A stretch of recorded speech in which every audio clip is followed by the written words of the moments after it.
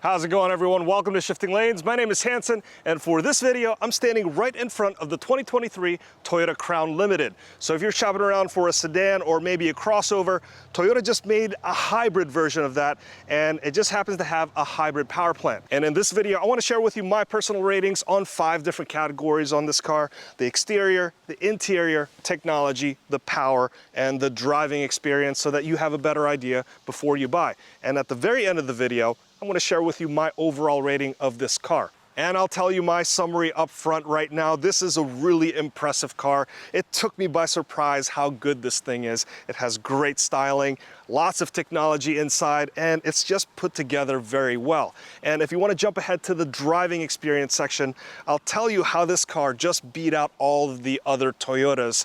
So with that being said, let's get this video review started with the outside first. Let's start off with the name first. No, this is not a new nameplate. The Toyopet Crown was actually the first mass-produced Japanese car sold in the United States, and that was back in 1958. This is now the Crown in its 16th generation, and it has returned for sale in the United States. It's an interesting time for the Crown to return because sales for sedans isn't as strong as about 2 decades ago.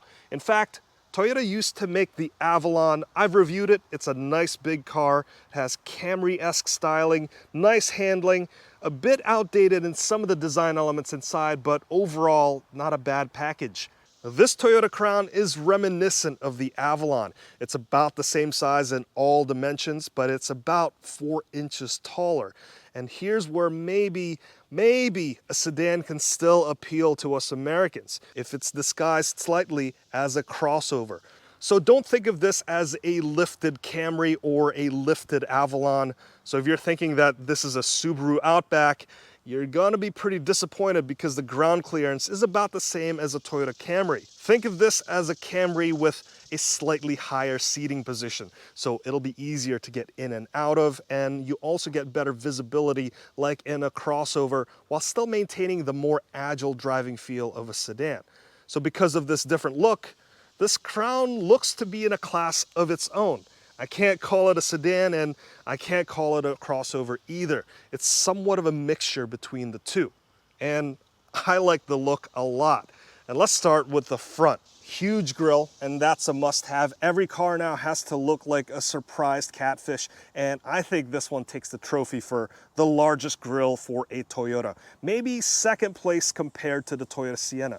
The daytime running light on here is very stealthy, and it blends really well with the extra light bar on the front here. So this entire front here has this continuous LED lighting element, so it looks really sharp when you're looking at it from the outside at night. As for the headlights themselves, they're nice and bright. This is the quad LED element. The 3 elements on the outside, that's your low beams, and the one over here, that's your high beam element. If you look closely on the grille section here, all of this is enclosed. You see your park distance control here, your front camera, and over here, this is where your advanced driving assistance systems, all those sensors are located behind. And I'll talk more about this in the driving experience section, but there's a lot of smart sensors in here that make driving this car a lot more comfortable and convenient. So overall, this is a really clean and mean presentation. And between this and the new Prius, I really like where the design language is headed with these newer Toyota cars. I'm hoping that whenever they come out with a new Toyota Camry, hopefully it'll look something like this Toyota Crown. Now let's go over to the side. The side profile is, in my opinion, the best place to look at the Toyota Crown. This has that really muscular shape. It reminds me of cars like the older Audi RS7, maybe the Porsche Panamera, and maybe a small hint of the new Audi e-tron Sportback, which I've also reviewed before, so if you want to check it out, hit the link up in the corner. The wheels on here are 21 inches. This is part of the advanced technology package, which is $3,000, and I think it's well worth it considering these wheels. The tires on this is 225/45 R21, and these are running Bridgestones. But as for the wheels, in my opinion, these look way better than the ones found in the Platinum version of this car, and it's certainly a lot better than the standard 19-inch version. I'll touch on this a bit more in the driving experience. Even though this has very low profile, still a very comfortable ride. On this midsection, you'll find this blacked out panel here. This is a nice visual trick that car designers like to do. Just keep adding on black panels so that it makes the car look slimmer, because black is very slimming. So with the addition of this black panel, it focuses your eyes on the painted sections. And in this case, this is the supersonic red paint, and it looks really sharp. So it makes this entire midsection look more muscular and sleek. And right below that, you also have the blacked out rocker panels, and giving the illusion that this has higher ground clearance than it actually does, because this one is basically the same as a Toyota Camry. Now, looking at this from the back, the first thing I thought of was how this has a visual hint of the Porsche Panamera. Perhaps it's because of the rounded back end design and also the slim taillights. At the back here, the continuous light bar, this is very contemporary design right now. My only complaint back here is that it's hard to find the trunk release button. You basically have to draw your eyes to the W and N, go up, and then there's a button here to release it. My first instinct was, oh, this is a button over here, but don't press on that because this is the rear view camera washer. But overall, what a nice looking design. It's very fresh, different, and very stylish. I'm giving the exterior design a 9 out of 10. I want to hear what you think about the design. Do you like the way it's styled? Is it too big? Not big enough? Please let me know in the comments. Let's move on to the interior next. Sitting inside, this is also like a hybrid between a Lexus and Toyota. It's not as nice as a Lexus, but this certainly feels like an upscale Toyota. There's still some tough plastics here and there, but visually it looks great, and there's actual leather on here, which feels really nice. Now let's start this interior review with what's on the dash first, starting with the dual 12.3-inch screen layout. This has Toyota's all-new audio multimedia. A lot of cars have these screens integrated into a single panel. There's nothing wrong with that design, but I think this is a little bit better, where the screen has been split and the digital driver display screen is inset a little bit more. This way it gives you a better viewing angle. The steering wheel won't block the screen as much when compared to when it's just flush with the rest of the panel. More on these displays when I talk about the technology. Now, moving on to the steering wheel, this has a new design. There's no more ugly cruise control stalk. All of those controls have been moved into the panel over here. And I like how with the push of a single button, you could turn on all of your driving assistance systems. Really convenient there. The 9 and 3 positions are good enough. These spokes are a little fat. Personally, I'd like it if it was a little bit slimmer here for the optimal 9 and 3 position, but that's just me nitpicking. For the center console, right below the 12.3-inch touchscreen, you have this volume knob over here. And right below that, you have your climate controls. All of these buttons are physical, which I really like. I don't like the touch capacitive buttons that you can find in some cars. But if you want to control it another way, you could just go into your touchscreen, and in here you could set the climate control and also the comfort settings for the seats and also the steering wheel. So as you can see here, this Crown also has heated seats and ventilated seats and a heated steering wheel, which is quite nice. And there's also an auto setting for all of them, so that you don't even have to turn on or toggle the settings. You just set it and forget it. And these auto settings are features that you find in Lexus cars, so it's really cool to see it trickle down to the Toyota models. Moving on down to the transmission tunnel, you find the wireless charger on here, and I'll let you know what I really think about this in the tech section. You're going to want to hear about that. And right below that, you have the camera button for your 360-degree camera view. They call this the Panoramic View Monitor, or PVM, and this is another reason why you want to get that advanced tech package. It's $3,000 for the wheels and also this feature, and I think it's well worth it. Right behind that, you have this little nub. This is the gear shifter. This is also very Lexus-like. You'll find this in a lot of their models. To use it, you just tilt it to the left and you either push up to go reverse or you pull backwards to go into drive. And you could also pull this straight back to go into low gear. And if you want to go back into park, you just press this P button here and you're parked. And right behind that, you have the drive mode controls. In here, you could switch between sport, normal, and eco. This changes all of the driving characteristics. Again, more on this in the driving experience section. And right next to it is your traction control button, your auto brake hold, your parking brake toggle, and this is an EV mode button, which I think is somewhat useless because this is a hybrid and it can operate between all the different modes automatically. I think this is there to force the car to just use as much battery as possible when you're going in low speed situations. Up here you have two USB-C connections, and here are your two cup holders, and you also have a removable section over here in case you want to use that space for something else.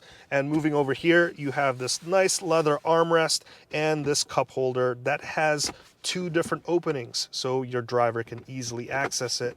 And over here you've got your USB type A connection. As for the leather seats themselves, like I mentioned before, they feel pretty good and look upscale. This is the black leather finish with the dark chestnut accent colors on the door cards, the center console, and the dash as well. Moving to the second row, there's plenty of legroom at 38.9 inches.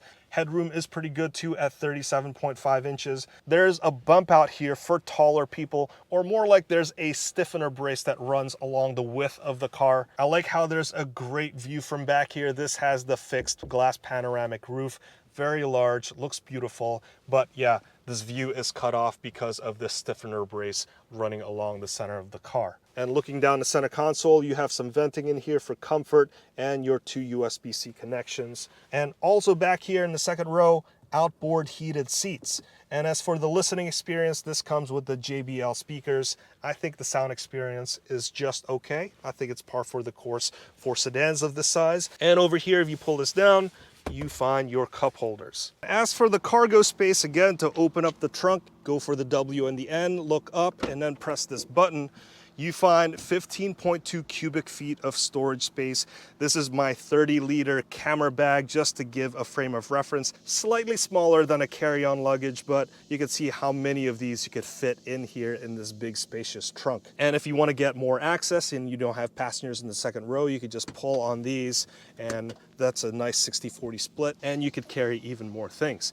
It just makes me wonder what this could have been if this was a lift back design, because looking at the car from the outside, this certainly gives the illusion that this is a sportback or a big hatchback, but this still has a traditional trunk. And I would also add that the pass-through to the passenger compartment is limited to that opening. So I think that's just some design trade-offs for the car, because this is riding on the GAK platform. The platform is a lot stiffer, which makes handling a little bit better, but they had to add additional structural components, and you can kind of see where some of the compromises lay with this design. So for the interior, I'll give this one a 9. I think this is a great looking Toyota inside. This is a big upgrade from what the previous Toyota Avalon looks like. Let me know what you think of my rating. Do you agree? Do you disagree? Let me know. Now let's move on to the technology, and let's first start with this Toyota audio multimedia. This is a great looking system here. This 12.3-inch touchscreen is a nice real estate to display all of the information, and all the menus just make a lot of sense, and it's easy to navigate through things. And if you find that finding anything is a little bit difficult in this car, you could always go to this button over here, and this will pull up your digital voice assistant. The only criticism I have about this multimedia system is that it doesn't have a single multi-view page so that you could quickly glance at your navigation, your music information, and other metrics without navigating through the sub menus. Kind of like what they have in Apple CarPlay and Android Auto. And speaking of which, this comes with wireless Apple CarPlay and wireless Android Auto, so that's a big plus. And if you want to pull up your 360-degree camera view system, it shows up here clean and crisp. And if you just go into drive, you have your overhead view here, and you could toggle between the camera view on the main screen. Moving on to the digital driver display, this is a great looking display. It's another 12.3-inch screen, and the layout is very clean and simple. I'm a big fan of this display. And as you toggle through the drive modes, you can see that Toyota Crown just whizzing on by. As for the wireless charging pad here, this is the best that I've seen in a Toyota and a Lexus. Vertical slots, this is the way to design a wireless charger. And what I like with this one is that there's also these spring-loaded tabs that will bias the phone against the charging element. And when it comes to safety, this has all of the bells and whistles. This has Toyota Safety Sense 3.0, so this has dynamic radar cruise control, improved lane recognition, blind spot monitoring, and also rear cross traffic alert. So technology-wise, I'm giving this one a rating of 9 out of 10 because this has everything that a techie would want. And I'm really happy that Toyota has a wireless charger that doesn't suck anymore. Now let's move on to the power, and this Limited and also the XLE has a 2.5 liter naturally aspirated 4-cylinder engine, and that's made it to the 4th generation Toyota hybrid system. They've been at this hybrid game the longest, and this system is very reliable and works really well. The internal combustion engine also has the nice D4S dual injection system, so that basically has direct injection and also port injection. It keeps the valves looking clean while also giving you the benefits of direct injection, which is higher power density. So this engine makes 184 horsepower and 163 pound-feet of torque. But combine it with the built-in hybrid motor and also the electric motor for the rear wheels, you get a combined 236 system horsepower. And the best part of that is that you get 41 to 42 miles per gallon with this drivetrain. I've been averaging about 39.2 miles per gallon, but your mileage may vary, and I'm pretty confident that the more I'm driving around and not standing still filming, that number is just going to go up and up to that 41 and 42 miles per gallon figure. The more expensive version of the Crown, which is the Platinum, that one comes with a 2.4 liter 4-cylinder engine with a turbocharger, and that also has a more powerful rear electric motor, giving you a total 340 net system horsepower. But that comes at a price of about 10 to 13 miles per gallon worse. So even though I usually prefer more power, I really think this Limited, or at least this engine, is the one to buy for a commuter or a road tripper, because 40 miles per gallon, that is really impressive for a vehicle of this size. And no, you probably won't win any races from stoplight to stoplight, but for sensible driving purposes, this is plenty. So from a power perspective, I'm giving this one another 9 out of 10. I really like the very smooth performance of the engine, and this being a hybrid, it's going to have a very good auto start-stop performance, and sometimes it can be tough to tell when the engine kicks on or off. And finally, let's move on to the driving experience, and I want to first start with the ride. And this is a very extremely comfortable car. This is the most comfortable car I've driven from Toyota, and I've driven pretty much all of them in this channel. This has a very Lexus-like ride. Actually, Lexus-like is probably an unfair characterization because this thing rides better than some Lexus. This Crown calmly eats up any rough pavement, and any road section that would typically feel pretty jarring in other cars is damped way down so it's not uncomfortable. And also the sound insulation in this car is also at another level. It's very luxury car-like.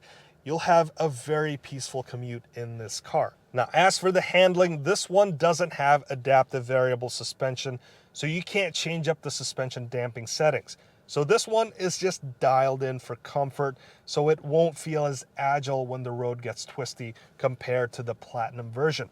But for the size of the car and the weight, this new platform has done a really nice job increasing the stiffness of the overall structure. There's some drawbacks to that because you see these stiffener bars along the roof, and also the opening in the trunk is a little bit smaller.